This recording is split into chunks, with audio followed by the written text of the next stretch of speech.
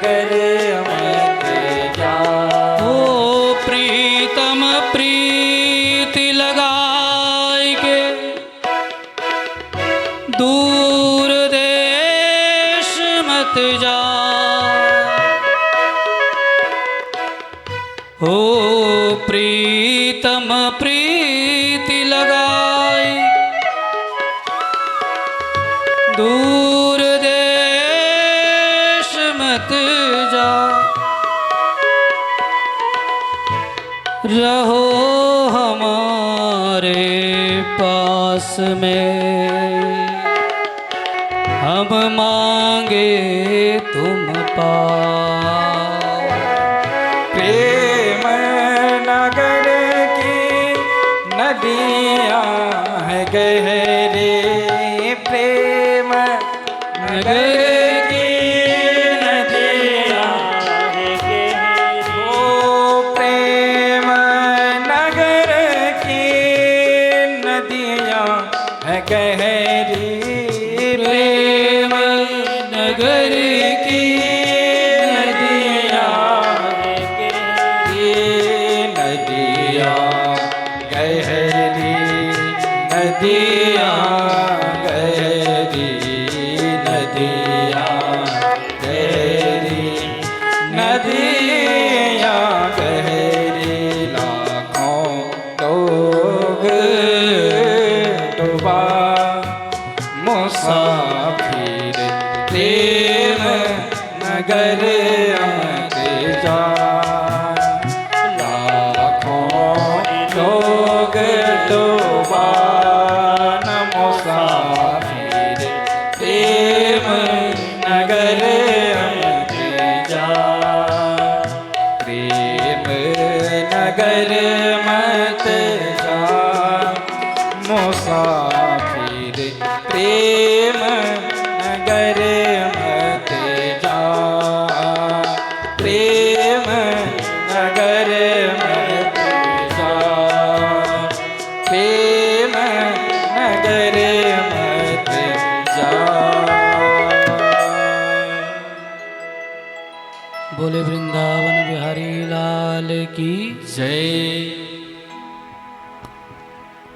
ये पद है निर्माण मुसाफिर प्रेम नगर मत जा।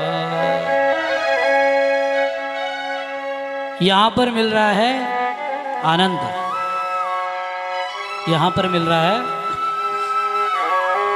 आनंद, क्योंकि हम भगवान की कथा को सुन रहे हैं।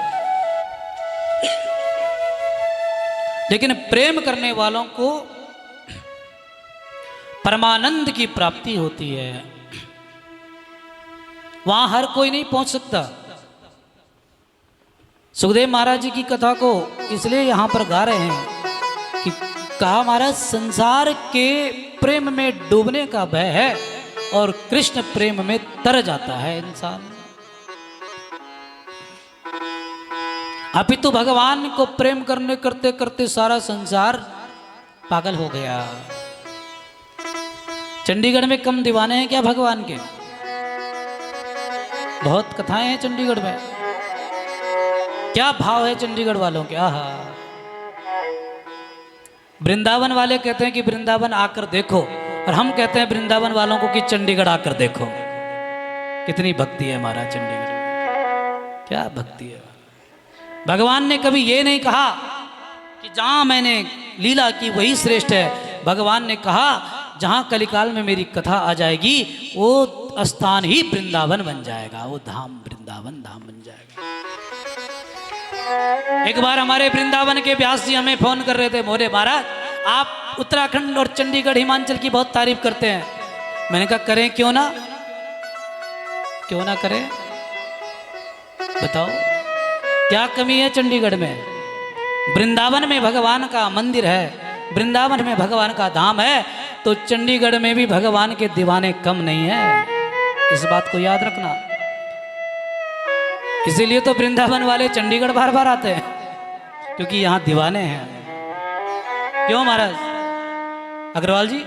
चंडीगढ़ कोई साधारण सिटी है क्या? है? हम तारीफ करते हैं, क्यों?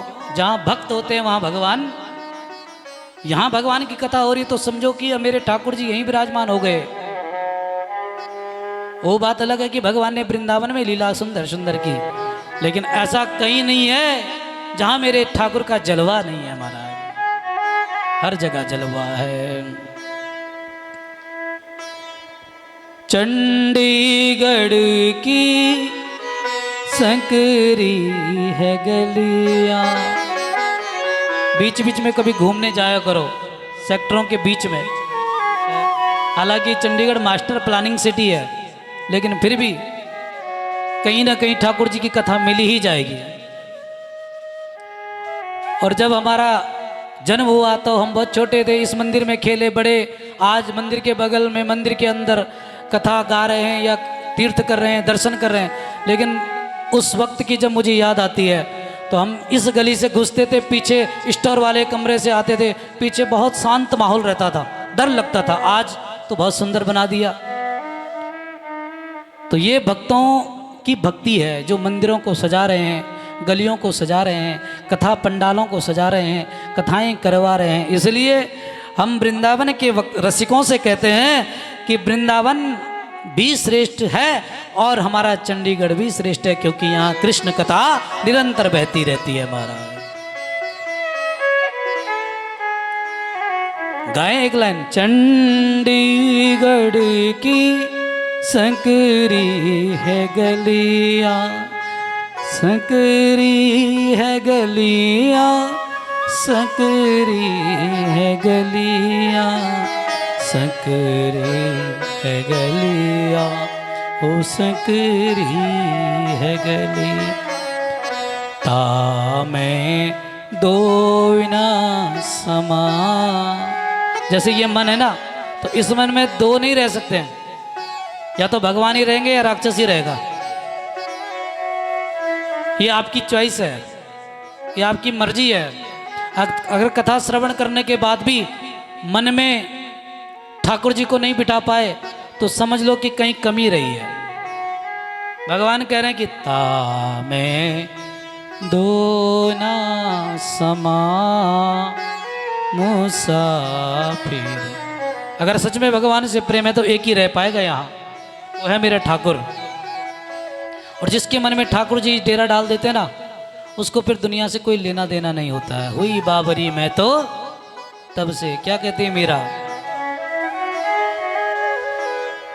मैं तब से पागल हो गई है जब से ठाकुर जी को अपने हृदय में जगह दी है। ये परम आनंद की अनुभूति कराती है कथा। ब्रह्मानंद कोई बिरला ही पहुँचे, बिरला ही पहुँचे, ओ बिरला ही पहुँचे। हर कोई थोड़ी आता है कथा में। कहीं पे झगड़ा हो जाए, लाखों इकट्ठी भीड़ हो जाएगी। किसी की चुगली करनी हो तो लाखों भीड़ लोग इकट्ठी हो जाएगी।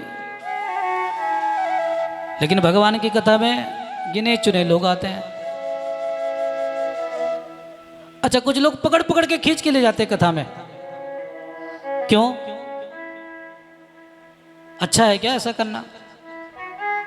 जब अंतर आत्मा तुम्हारी भगवान की तरफ नहीं जा रही है तो उस इंसान को पकड़ कर भी ले जाओगे ना, तो वहां जाकर भी वो घर की ही बात सोचेगा। ऐसा पकड़ते, चलो कथा में चलो, लोगों को दिख जाए कितनी भीड़ है। भगवान की कथा में तो कोई कोई जाता है, और वो वही जाता है जिसके ऊपर मेरे ठाकुर की कृपा होती है। ब्रह्मानंद कोई बिरला ही पहुँचे, बिरला ही पहुँचे, बिरला ही पहुँचे। ये पद है निर्वाण मुसाफिर, प्रेम नगर मत जा। आसान है क्या भगवान की भक्ति पाना, भगवान की कथा पाना? लेकिन जिस सुखदेव जी ने संसार को त्याग दिया, माता पिता को त्याग दिया, भगवान के सारे वैभव त्याग दिए, वो सुखदेव जी भगवान की प्रेममयी कथा के बंधन में बंध गए। पकड़ लिया शिष्य को, बोले ये कथा कहां से आ रही है, इतने सुंदर श्लोक कहां से आ रहे हैं? बोले होगा कोई, क्या सुंदर श्लोक यहां पर व्यास शिष्यों ने गाया। बरहापीडम हो नटवर बपू कर्णयो कर्णिकारम बिभ्रद्वासा कनककपिशं वैजयन्तीं च माला रन्ध्रान् वेणु हो हे राधे। राधा नाम में शक्ति है, भगवान कृष्ण की बांसुरी में वो शक्ति है। कितनी सुंदर श्लोक से भगवान सुखदेव जी को मंत्र मुग्ध किया शिष्यों ने और प्रेम कथा के बंधन में बांध दिया। रंध्रान वेणु हो अधर शुधया पूरयन गोप वृंदै वृंदारणं स्वबदरमणं प्राविशद गीत कीर्ति। सुंदर व्यासदेव जी के द्वारा ये दिव्य भागवत सुखदेव महाराज जी को मिली, बहुत सुंदर कथा मिली। और यही कथा सुखदेव महाराज जी ने राजा परीक्षित को सुनाई।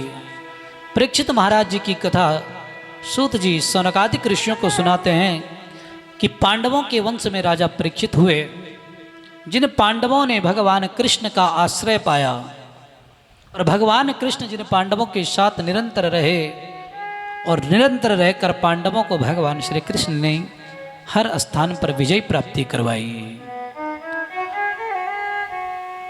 2-4 दिन के लिए झूठे लोगों की वाह हो सकती है, वो बात अलग है, लेकिन जो सच्चा भक्त है, जो सच्चा निष्ठा श्रद्धा से कार्य करने वाला है, उसके साथ मेरे ठाकुर जी निरंतर विराजमान रहते हैं, निरंतर।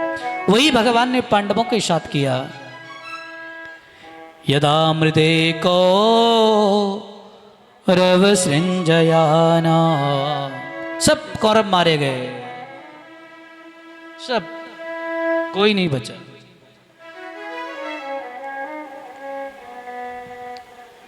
और दुर्योधन की जंघा को भी भीम ने अपनी गदा से तोड़ डाला। परेशान है, पुकार रहा है भगवान को, दर्द हो रहा है, पीड़ा हो रही है, लेकिन दुख के समय में कोई खड़ा नहीं है, कोई खड़ा नहीं है। भगवान साथ है पांडवों के, सत्य के। दुर्योधन के मित्र हैं अश्वत्थामा। अश्वत्थामा ने कहा, मित्र तुम्हारी जो ये दशा की है ना जिसने, हम मारेंगे उन्हें, तुम्हारे समक्ष लाएंगे, मारकर हम तुम्हारे सामने लाएंगे।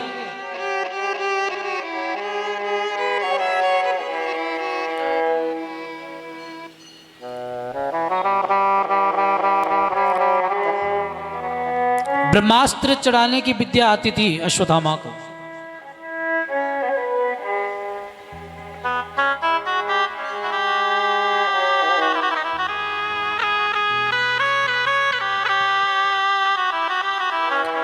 कुंती की जो बहू थी उसका नाम था द्रौपदी, और द्रौपदी की जो बहू थी उसका नाम था उत्तरा।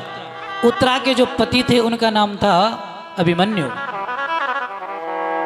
जो चक्रव्यूह में फंसकर जिन्होंने अपने प्राणों को त्याग दिया महाभारत के युद्ध में। और उनकी एक पत्नी है जिनका नाम उत्तरा है, अभिमन्यु की। यहां पांडवों का वंश पल रहा है, इसकी कोख में, गर्भ में। ऐसी स्थिति है महाराज। अश्वत्थामा ने ब्रह्मास्त्र छोड़ा, लेकिन कब? जब अश्वत्थामा का अपमान हुआ। पुत्र मार दिए द्रौपदी के अश्वत्थामा ने, बदले की भावना। 5 सोए हुए पुत्रों को मार दिए, पकड़ कर ले आए ठाकुर जी। अर्जुन भी गए भगवान के साथ। अर्जुन ने बोला ये भाग रहा है, इसी ने ये कर्म किया है। द्रौपदी विलाप कर रही है। भगवान के रथ को अर्जुन कह रहे हैं कि दौड़ाओ। जैसे अश्वत्थामा ने भगवान अर्जुन को देखा, भागने लग गया, क्योंकि पाप किया है। डरता वही है जो चोरी करता है। समझ रहे हो मेरी बात? दूसरे की बुराई करता है, दूसरे की निंदा करता है, वो डरता है कि हमारी बात कहीं बाहर ना आ जाए। जो सच्चा होगा वो क्यों डरेगा किसी को? उसे किस बात का डर?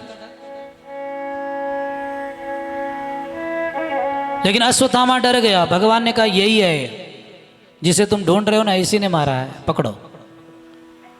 दौड़ते हुए भगवान ने अश्वत्थामा के केस पकड़े, द्रौपदी के समक्ष लाया। द्रौपदी ने कहा, भगवान अर्जुन कह रहे हैं, भगवान समक्ष खड़े हैं कि द्रौपदी बताओ क्या सजा दें?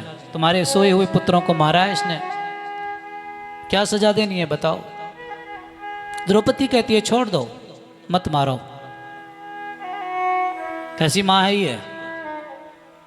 मुच्यताम मुच्यताम एषा ब्राह्मणो नितरां गुरु।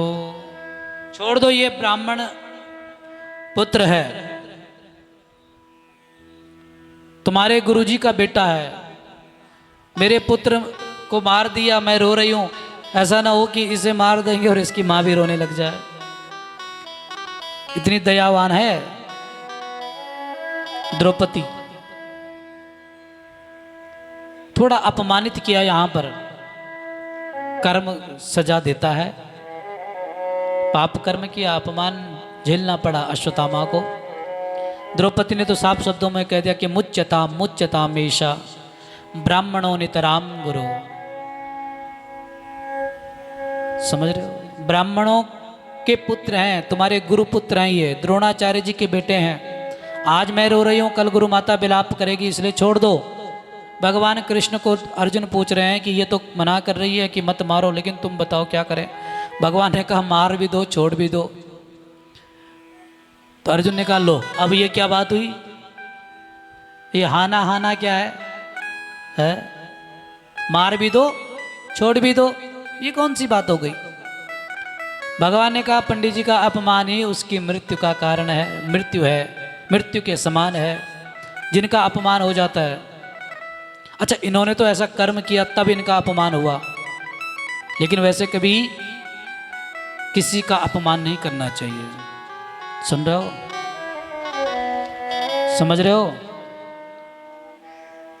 खासकर उन गुरुओं का कभी नहीं करना चाहिए जिनको कभी पूजा हो, जिनकी कभी आशीर्वाद लिया हो, जिनको कभी वर्णित किया हो, कभी किन्हीं को तिलक लगाया हो। समझ रहे हो? 2-4 हैं आज के संसार में ऐसे। गुरु की वाह देखते ही गुरु की निंदा भी करने लग जाते हैं पीछे से।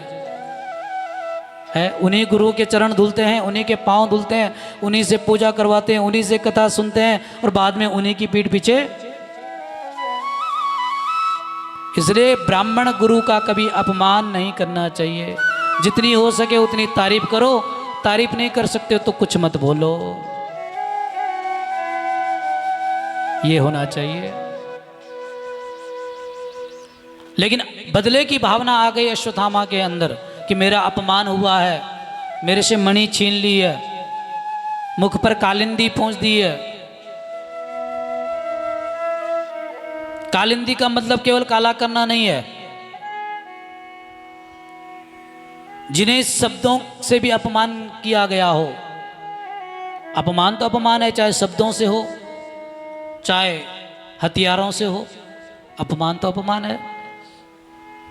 इसलिए अश्वत्थामा जी ने अपमान होकर जब गए अश्वत्थामा, तो बदले की भावना मन में आई और ब्रह्मास्त्र छोड़ दिया। बोले ना रहेगा बांस और पांडवों के वंश में जो पल रहा है ना उत्तरा के गर्भ में, उत्तरा का गर्भ तपने लग गया।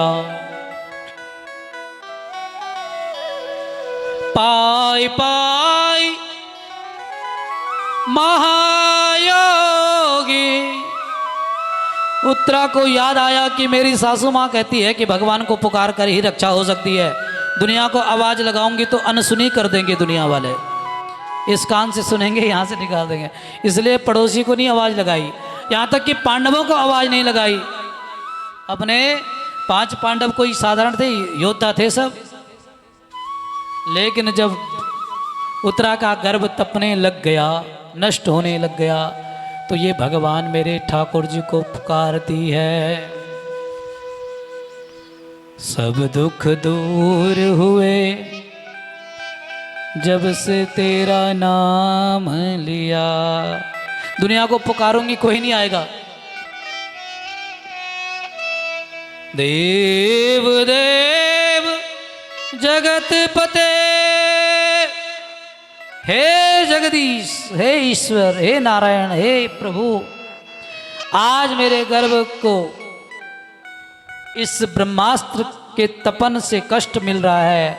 मैं प्राण त्याग भी लूं तो चल जाएगा, लेकिन मेरे गर्भ में पल रहे इस पांडवों के वंश को बचा दो, क्योंकि अगर ये नष्ट हो गया तो पांडवों के वंश में कोई जल पिलाने लायक नहीं रहेगा, कोई तर्पण देने लायक नहीं रहेगा।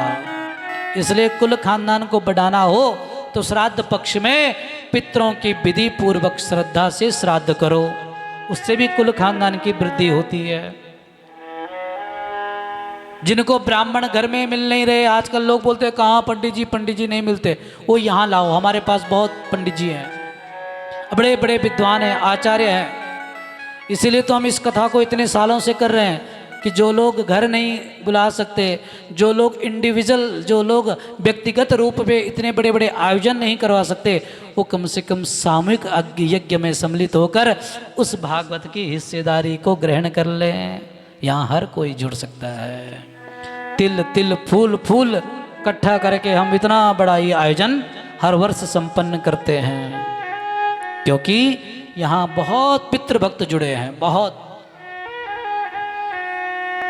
हमारी इस व्यासपीठ से कहना, आप लोग सोचेंगे कि व्यास जी बोल रहे अतिशयोक्ति कर रहे हैं, नहीं, हमें बिल्कुल भी तनिक भी चिंता नहीं रहती है।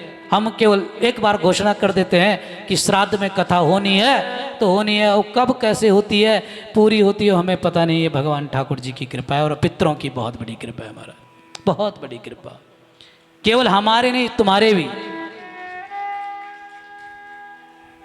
इस अग्रवाल जी ये कथा इतनी आनंदमयी हो जाती है, पता ही नहीं चलता।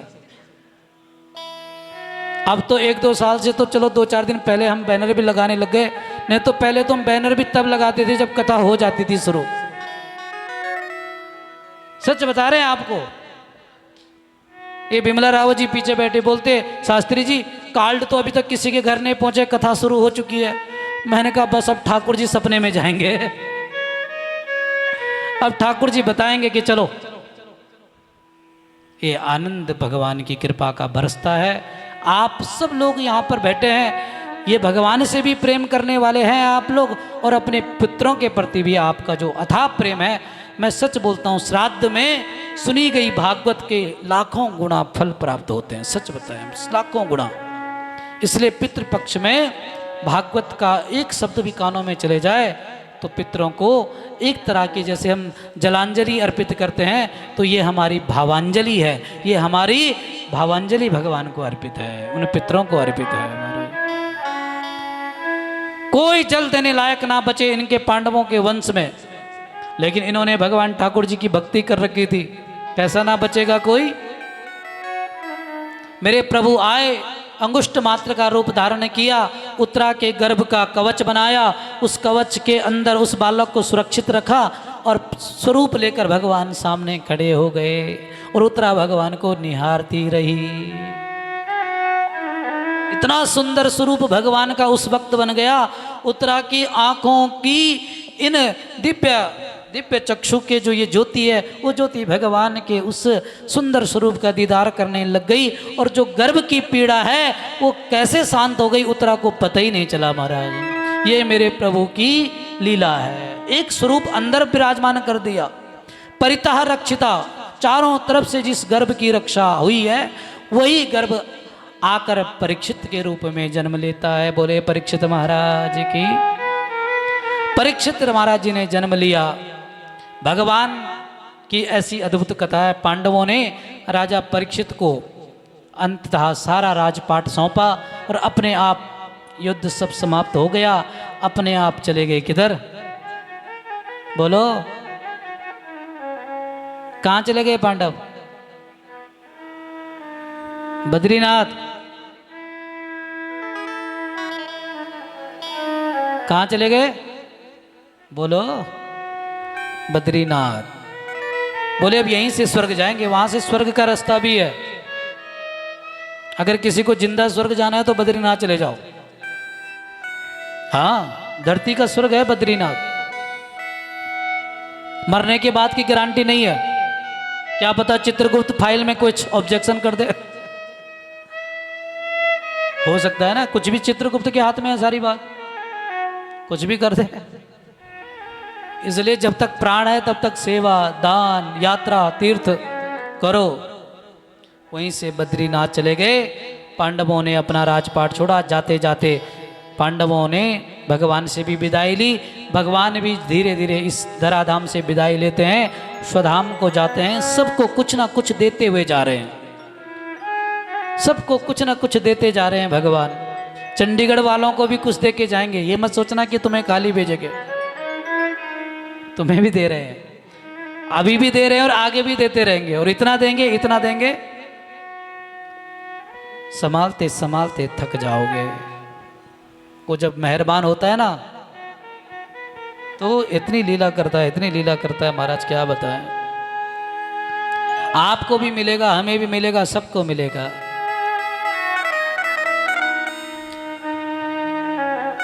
कुंती बुआ को भगवान पूछ रहे हैं जाते जाते, बुआ को चाहिए।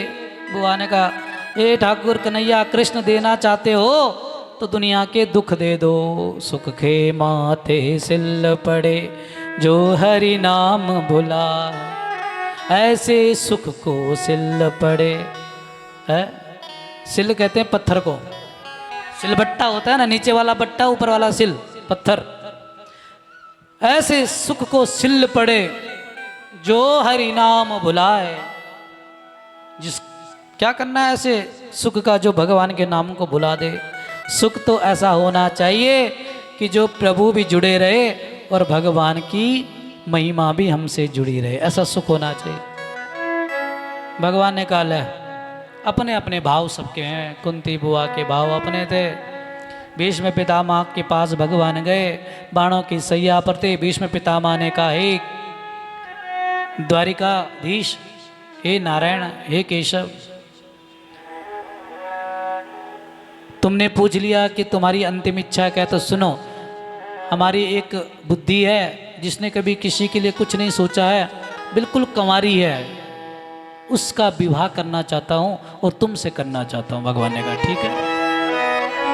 यानी कि जिसका मन बुद्धि पवित्र है उसे भगवान अपना वरण कर लेते हैं, उससे भगवान अपना बना लेते हैं, वही भगवान का हो जाता है। और जिसके मन में कपट है वो भगवान का नहीं हो सकता। हो निर्मल मन जन सो मोहि पावा, निर्मल मन जन सो मोहि पावा। हो निर्मल मन जन सो मोहि पावा। ओ निर्मल मन जन सो मोहि पावा। ओ मोहे कपट छल छिद्र न भावा। मोहे कपट छल छिद्र न भावा। मोहे कपट छल छिद्र न भावा। मोहे कपट छल छिद्र न भावा। हो मोहे कपट छल छिद्र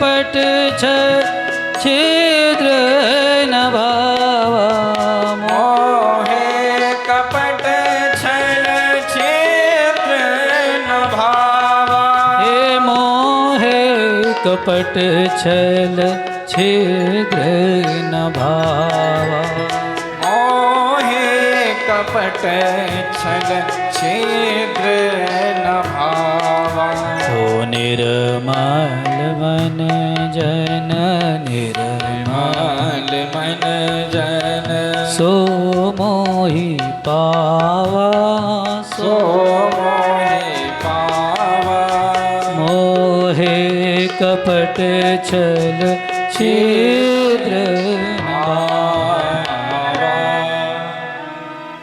मुझे कपटी बिल्कुल पसंद नहीं है, मुझे कपटी इंसान पसंद नहीं है। ऐसा कौन कह रहे हैं? भगवान कह रहे हैं। जिसकी मति सही है, जैसे भीष्म पितामह को मरते हुए स्वेच्छा मृत्यु का वरदान दिया है भगवान, आज भीष्म पितामह की उस शुद्ध मति से वर्ण कर रहे हैं, शुद्ध बुद्धि से वर्ण कर रहे हैं। उसी प्रकार हमारी भी ये बुद्धि प्रभु तुम्हारी कथा में लगी रहे, दूसरों की टांग खिंचाई में ना लगी रहे, दूसरों की निंदा में ना लगी रहे, दूसरों की बुराई में हमारा मन ना लगे। जब भी लगे प्रभु तुम्हारे कथा में लगे। इसके बाद परीक्षित राजा ने राजपाट संभाला, पांडव स्वर्ग यात्रा में गए। परीक्षित राजा एक दिन अपने राज के सुंदर राज महल से बाहर देखकर जनता के दर्शन के लिए गए। अपनी जनता जनार्दन को देखा, सुखी हैं या दुखी हैं। जाते जाते एक स्थान पर गए, वहाँ पर कली रूप में, कली यानी कि कलयुग रूप में एक पुरुष गाय बैल पर अत्याचार कर रहा है, यानी कि पृथ्वी और धर्म पर। तो परीक्षित राजा ने पूछा तुम कौन है? उसने कहा हम कलयुग हैं। बोले हमारे राज्य से दूर हो जाओ, यहाँ किसी को कष्ट नहीं देना है। मेरे राज्य में कोई कष्ट नहीं मिलता किसी को, सबको सुख मिलता है। तो परीक्षित राजा ने कलयुग को कहा कि तुम यहाँ से दूर चले जाओ। तो परीक्षित ने कहा कहाँ जाऊं? 4 स्थान दिए कलयुग को। द्यूतम पानम स्त्रिया सून, जहाँ लोग जुआ खेलें, जहाँ लोग पान करें, व्यसन पान करें, जहाँ लोग किसी को कुदृष्टि से देखें, जहाँ हिंसा हो, इन 4 स्थानों पे कलयुग का वास है। 4 स्थानों पर। तो कलयुग ने कहा महाराज एक स्थान मेरी पसंद का मुझे मिल सकता है? तो परीक्षित राजा ने कहा हाँ मिल जाएगा। कौन सा चाहिए? बोले सोने पे वास चाहिए, गोल्ड में सोने पे वास चाहिए। भगवान की कथा ऐसी है, सोने पे कलयुग का वास हो गया, माया पे वास हो गया। कौन से सोने में, कौन सी माया में जो अनिति से कमाई गई है। इनके पास भी, इनके राजकोष में भी जरासंध का मुकुट है। एक महाभारत के युद्ध के टाइम पे जरासंध का मुकुट गिर गया था, तो उस मुकुट को उठाकर पांडव लोग ले आए। और वो मुकुट राजकोष में आज वो बिना मेहनत का मुकुट है, बिना कमाई का है, अनीति का है। उस मुकुट को परीक्षित राजा निकालते हैं, सिर पर धारण करते हैं और सिर पर जैसे पहनते हैं कलयुग वास हो जाता है, बुद्धि फिर जाती है। ईगो प्रॉब्लम क्या आ जाती? अभिमान, ईगो कभी कभी इतना चढ़ जाता है, इतना आ जाता है, माया हो चाहे नाम हो जाए। कुछ लोगों को ज़्यादा नाम हो जाए ना, उनका तो हजम नहीं होता। कुछ लोगों को ज़्यादा माया मिल जाए तो उनको भी वो हजम नहीं होती है, दुरुपयोग करते हैं, सदुपयोग नहीं आता है करना। माया का सार्थक होना भी तभी, माया भी तभी सार्थक होती है जब कथा में लग जाए, अच्छे कर्म में लग जाए, परोपकार में लग जाए, दया में लग जाए, किसी की मदद में लग जाए, तब माया सार्थक है कमानी। नाम भी अगर मिल गया है तो उस नाम से अच्छा नाम कमाओ ना। कुछ लोग 2-4 छोटे मोटे चुनाव क्या जीत लेते हैं तो अपने आप को धरती पर चलना ही छोड़ देते हैं। तो ऐसे लोगों को हम ये उपदेश देना चाहते हैं, अगर भगवान तुम्हें नाम दे रहे हैं तो उस नाम को अच्छे काम में लगाओ, अच्छे कमाओ, किसी को गिराने के लिए मत करो कार्य। किसी को भगवान ने बहुत बड़ा ऑफिसर बना दिया तो उसका सदुपयोग करो, ना कि किसी को प्रताड़ित करो, ना किसी को कष्ट दो। अगर भगवान ने उस लायक बनाया है तो उसका सदुपयोग करो। इधर कलयुग जब विराजमान हो गया बुद्धि पर, तो जो धर्म कर्म करने वाले राजा परीक्षित थे, जो दान पुण्य करने वाले थे, जो अपने राज्य में किसी को दुख ना चाहने वाले थे, वो राजा परीक्षित जब उस मुकुट को धारण करते हैं तो उनके मन में शिकार खेलने की इच्छा उत्पन्न होती है। और जब वन में जाते हैं तो शिकार कहीं नहीं मिलता, तो समीक ऋषि के आश्रम में जाकर विराजमान हो जाते हैं। लेकिन नेत्र नहीं खोले समीक ऋषि ने, और राजा परीक्षित को लगा कि सारी दुनिया मेरी जी हुजूरी करती है, सब मेरे आगे पीछे घूमते हैं, सब राजा जी कहते हैं, महाराजा जी कहते हैं, क्योंकि पूरे साम्राज्य के राजा थे राजा परीक्षित। लेकिन ये समीक ऋषि को देखो, आंख नहीं खोल रहे मुझे देखकर, इसलिए मरा हुआ सर्प समीक ऋषि के गले में डाल दिया। अपने सैनिकों को कहा कि जो भी ये आश्रम की व्यवस्था है सब तोड़ फोड़ कर चले गए। अब समीक ऋषि तो बेचारे शांत थे, साधना में थे, लेकिन इनके जो पुत्र थे श्रृंगी ऋषि, वो थोड़ा अलग मिजाज के थे।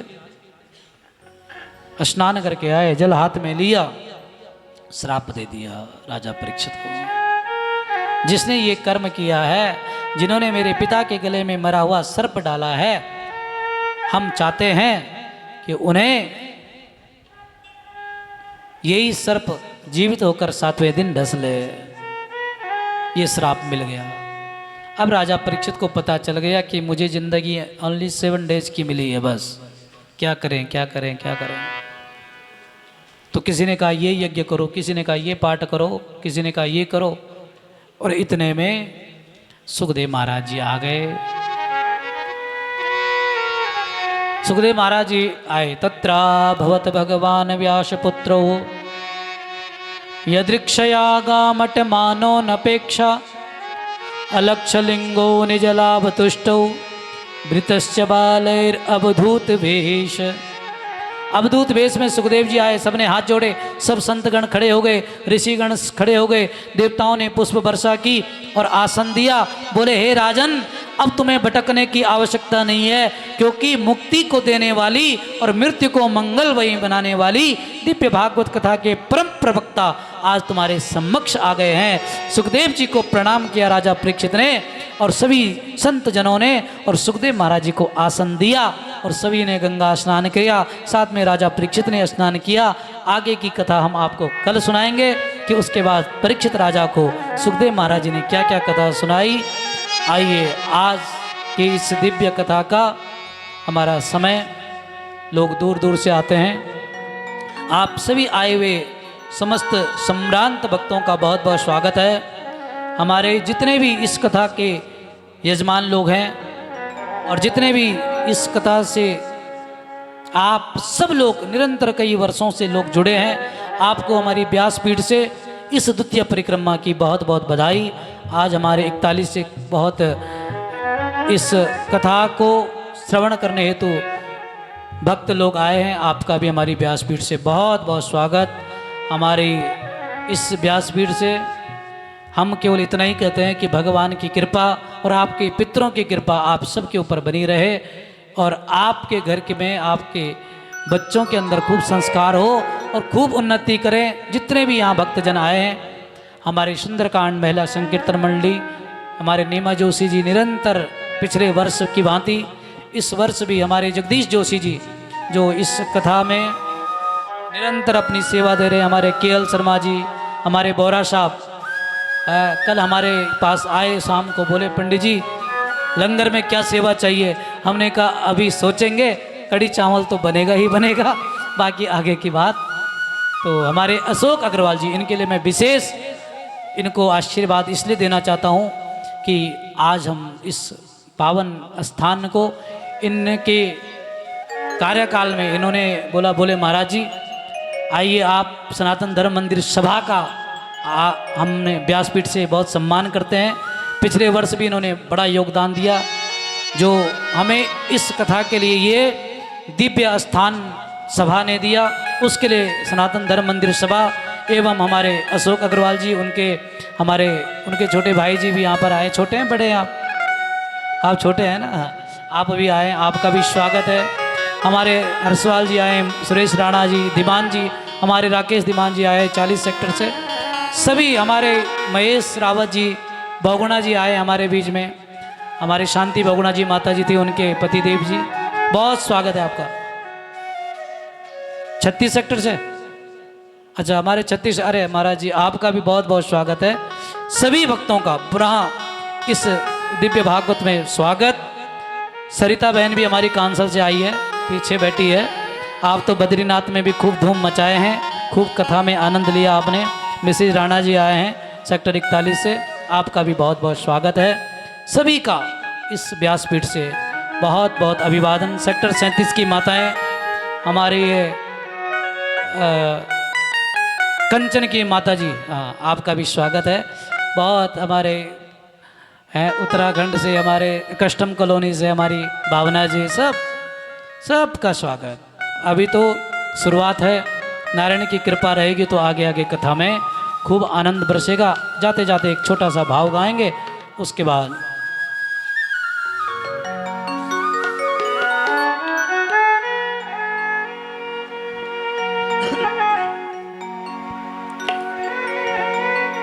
बोले वृंदावन बिहारी लाल की जय।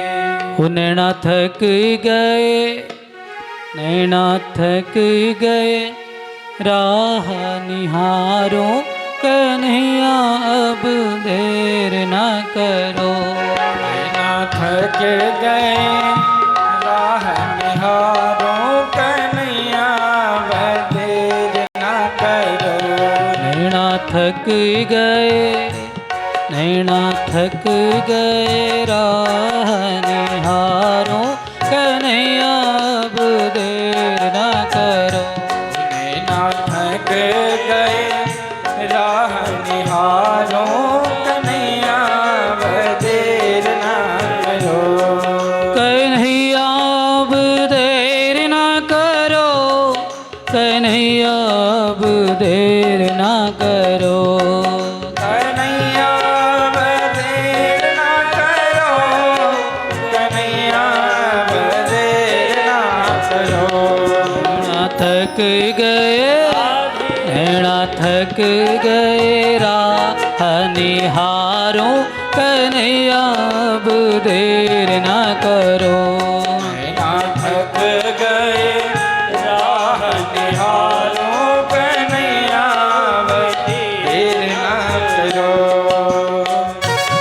हमारे गोपाल कृष्ण जी आए 37D से, बहुत बहुत स्वागत है आपका। इनके घर के पास भी कथा हुई थी।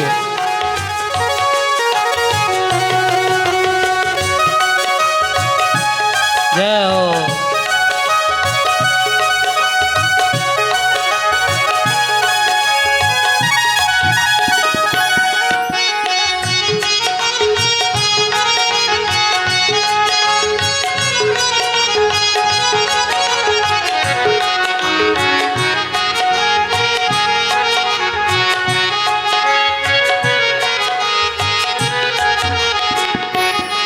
कन्हैया अब देर न करो, कन्हैया अब देर न करो।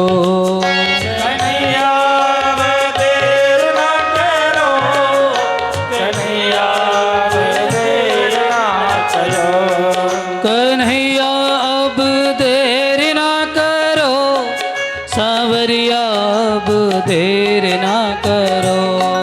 कन्हैया अब देर न करो, सांवरिया अब देर न करो। ओ नैना थक गए, नैना थक गए, राह निहारो कन्हैया अब देर न करो। नैना थक गए, राह निहारो कन्हैया अब देर न करो।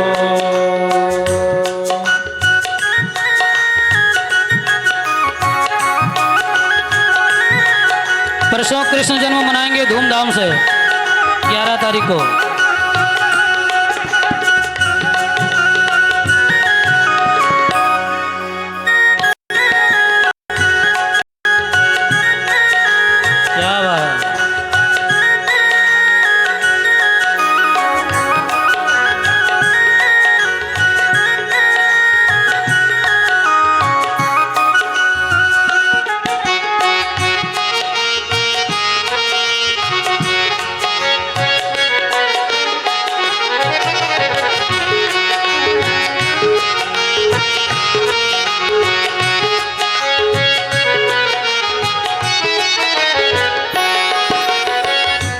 एक ही कान हो तेरा सहारा, एक ही ताना तेरा सहारा, एक ही कान हो तेरा सहारा, एक ही काना तेरा सहारा, दूजा न कोई जग में हमारा, दूजा न कोई जग में हमारा, दूजा न कोई जग में हमारा, दूजा न कोई जग में हमारा, हमने कर ली, मैं हो हमने कर ली,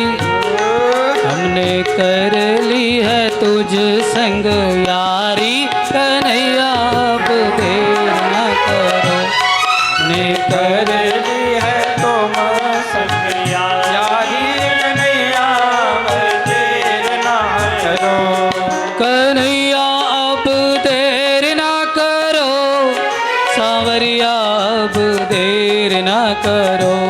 ओ कन्हैया देर दोनों हाथ खड़े करके भाव के साथ बुलाइए भगवान को। देर ना करो, कन्हैया अब देर ना करो, सांवरिया अब देर ना करो, कन्हैया देर ना करो, कन्हैया देर ना करो, हमने कर ली, हमने कर ली, हमने कर ली है तुझ संग यारी, कन्हैया अब देर ना करो। हमने कर ली है तुम संग यारी, कन्हैया देर ना करो, दोनों हाथों की सेवा जाते जाते भाव के साथ, योगा हो जाएगा, स्वस्थ रहोगे, मस्त रहोगे, जीवन में प्रसन्न रहोगे।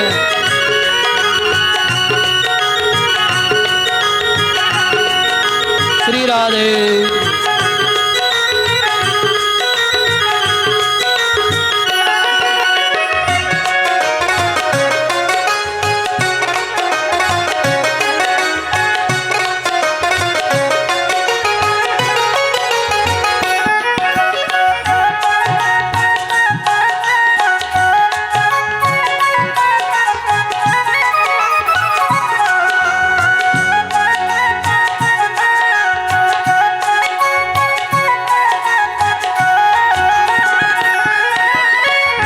ओ हरदम पूजूं नित में ध्याओ, हरदम पूजो नित में ध्याओ, ओ हरदम पूजूं नित में ध्याओ, हरदम पूजो नित में ध्याओ, सबसे पहले श्याम मनाओ, सबसे पहले श्याम मनाओ, ओ सबसे पहले श्याम मनाओ, सुन लो मेरे, सुन लो मेरे, सुन लो मेरे मन की कहानी, कन्हैया अब देर ना करो, सुन लो मेरे मन की कहानी, कन्हैया देर ना करो, सुन लो मेरे मन की कहानी, कन्हैया अब देर ना करो, सुन लो मेरे मन की कहानी, कन्हैया देर ना करो, कन्हैया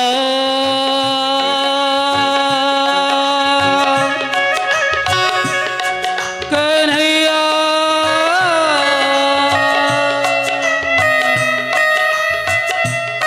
कन्हैया अब देर ना करो,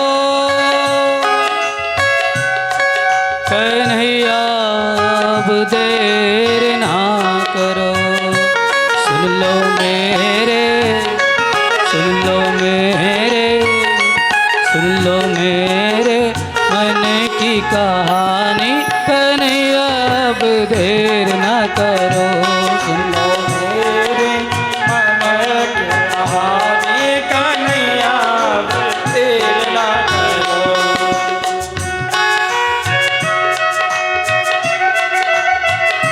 जय हो। दोनों हाथों की सेवा बहाव के साथ, मीठी मीठी तालियां।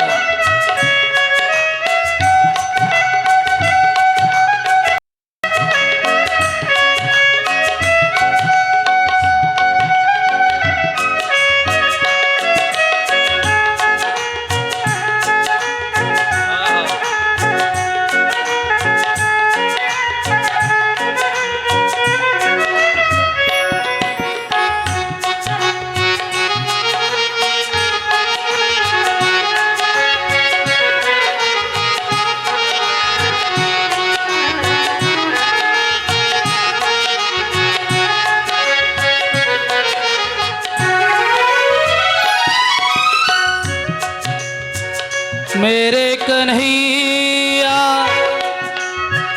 श्याम मुरारी, मेरे कन्हैया श्याम मुरारी, ओ मेरे कन्हैया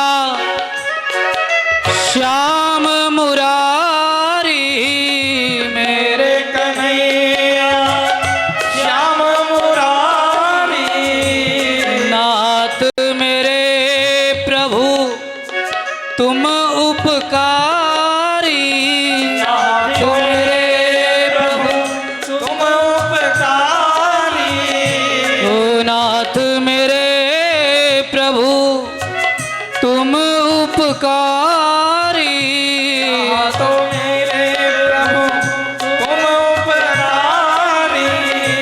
खुद को कर दिया। आप लोग अगर मानते हो, भगवान के दरबार में आपको लगता है कि हम अपने जीवन को, अपने भाव को भगवान को अर्पण कर रहे हैं, तो ये पंक्ति मेरे साथ गाओ। खुद को कर दिया, खुद को कर दिया, खुद को कर दिया तेरे हवाले, कन्हैया देर ना करो।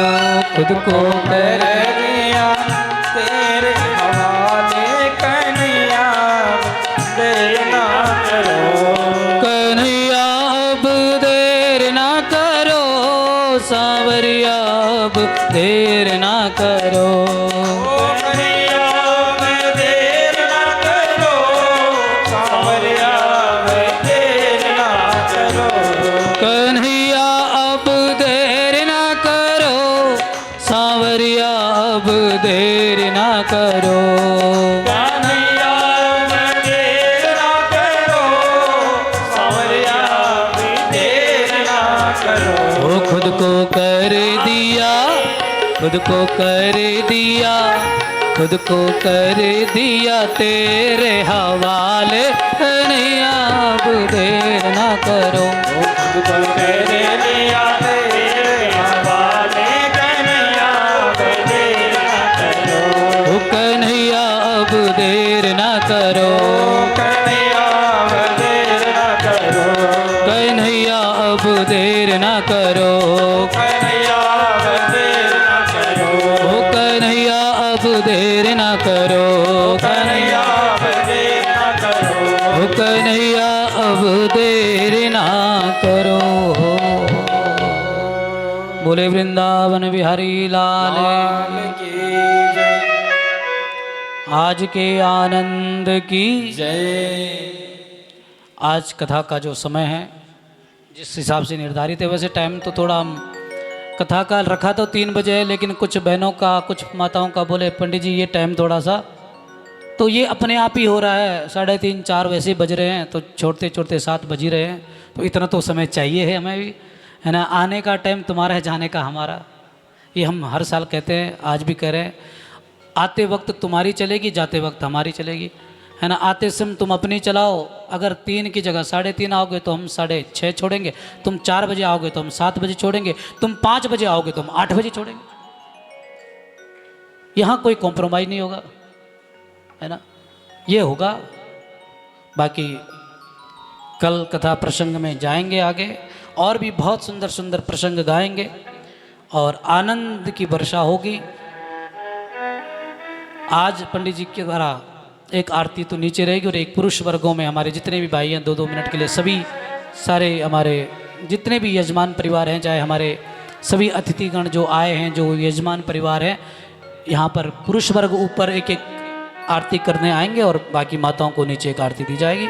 आज की कथा का यहीं पर हम अपनी वाणी को विराम देते हैं। कल आप आइएगा, बढ़ चढ़ कर इस कथा में भाग ले, और जितने भी आपके संपर्क में हैं, आपके आस पड़ोस में हैं, सबको कहें कि यह श्राद्ध पक्ष की दिव्य कथा चल रही है, आप सब लोग आएँ। बाकी जितने आए हैं उन्हें अपने व्यासपीठ से यही कहूँगा कि भगवान ऐसे श्रोता सबको दे, शांत मन से, शांत चित्त से ये कथा श्रवण हो रही है। हमें इस बात की कथा भी चिंता नहीं रहती है कि कथा में कौन आ रहा है, कौन जा रहा है, कितने आ रहे हैं, कितने जा रहे हैं। बस जो आ रहे हैं वो अच्छे आ रहे हैं, भगवान की कथा सुन रहे हैं, इससे मन प्रसन्न होता है। क्योंकि भगवान की कथा इसी तरह सुनी जाती है, शांत मन होकर, किसी प्रकार का कोई शोर नहीं, कोई कुछ नहीं। यही कथा हमने अभी कुछ समय पूर्व बद्रीनाथ में गाई थी, वहाँ भी बहुत मन आनंदित हुआ। अलकनंदा की पावन धरा की ध्वनि, वहाँ संगीत तो क्या चलेगा, संगीत तो जो चलना था वो चला ही, लेकिन माँ अलकनंदा की जो अविरल धारा थी, उस धारा की ध्वनि से वैसे ही उस कथा को पवित्र कर दिया। वही बद्रीनाथ से कथा डायरेक्ट हम यहीं लाए हैं आपके बीच में, और आपके बीच में गा रहे हैं। बाकी आगामी कथाओं की सूचना हम बीच बीच में आपको देते रहेंगे। हमारे सीमांचल में भी कुछ कथाएं हैं, तो यहाँ पर हिमांचल के लोग भी बढ़ चढ़ कर आ रहे हैं, आगे भी आते रहेंगे। सभी को बहुत बहुत साधुवाद, बहुत बहुत आशीर्वाद। आइए आज की आरती में हम सब लोग सम्मिलित होते हैं। बोले वृंदावन बिहारी लाल की जय। आइए श्री अशोक जी, हमारे अग्रवाल जी, श्री अग्रवाल जी के भ्राता जी, हमारे केएल शर्मा जी, जोशी जी, राणा जी, बोरा जी, हमारे गोपाल कृष्ण जी, हमारे बहुगुणा जी, रावत जी, 36 सेक्टर से हमारे